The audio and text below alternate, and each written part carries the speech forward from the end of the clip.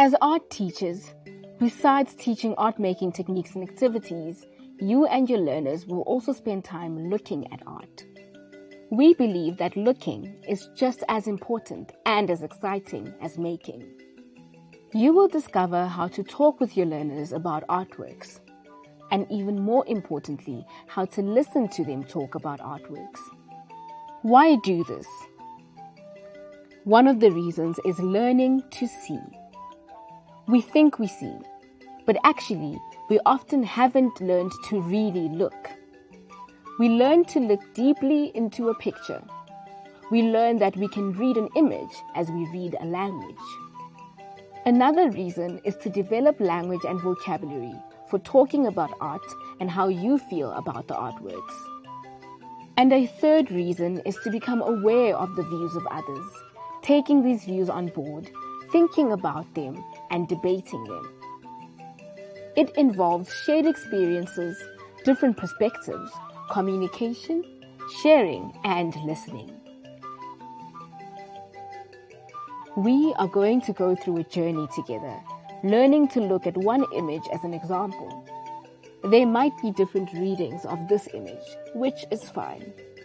We have chosen one artwork to look at for this journey.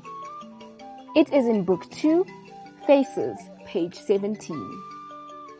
Here the group are being asked to respond to this artwork. They have not seen it before.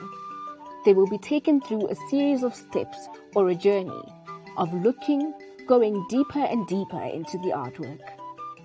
Without reading any of the text, words on these pages, first just look at the artwork. Take your time. Look with attention.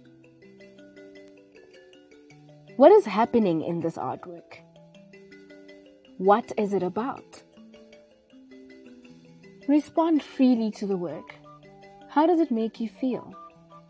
Note that we should ask questions that are not leading. We ask open-ended questions that are not suggesting an answer.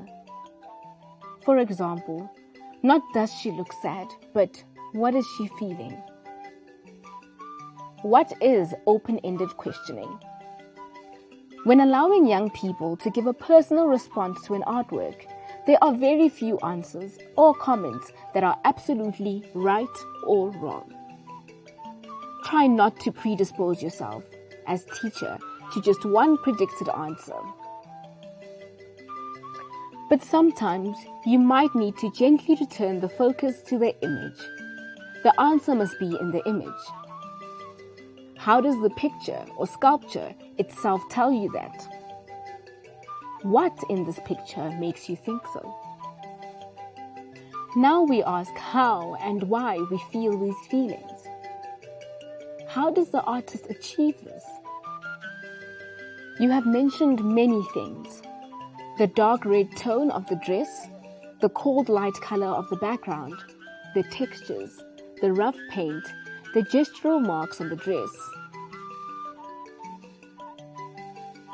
Perhaps also the body language, the girl's straight and tight little mouth and her rigid upright body, and much more.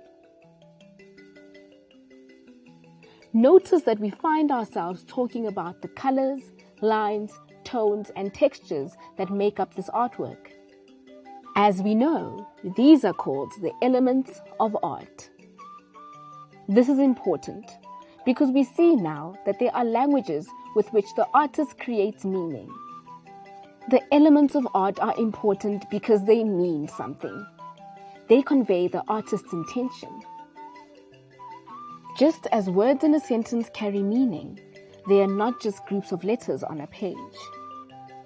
Now we need to find out more. Not just our own responses, but finding out what the facts are. Can we find anything about the artist and when he or she was working? You have noticed that there is a date and a signature on the painting in this case. Yes, the artist is Irma Stern, who painted this in 1916. What might we already know about that period in history? What other immediate factual information can you find out about the work here in this book? The name of the artist, her date of birth, the title of the work, the date of the work, the size, the medium, material it was made from. Yes, this is all in the caption. Every artwork in an art book like this should have a caption, printed close by, below, above, or even on the opposite page. If you were in an art museum, where would you usually find this information? Where else might you find information about the artist or the work? What does the text on these very pages say about the work?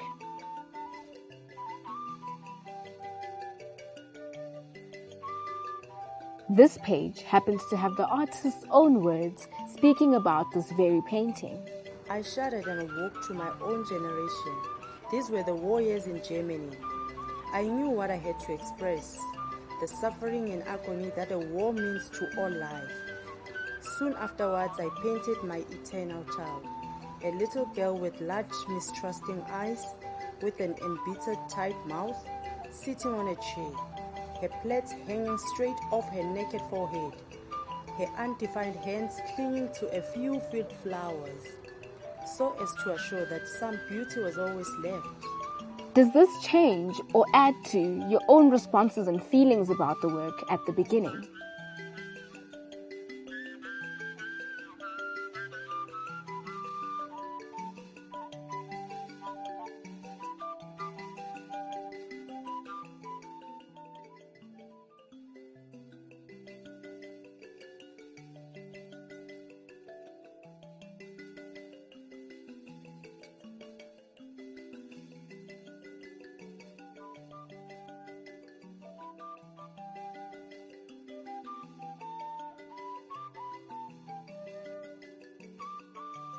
What do you think about the work now, after engaging with it?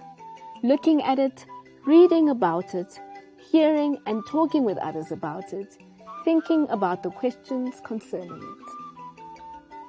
We have chosen one artwork to look at as an example. It was a relatively simple work, yet it gave us so much to look for, think about, discuss, and understand. It was a journey that took us from our own free responses to a deeper and deeper level of understanding. But this very same journey can be applied to any artwork, a more difficult work, or even an abstract painting. Try it.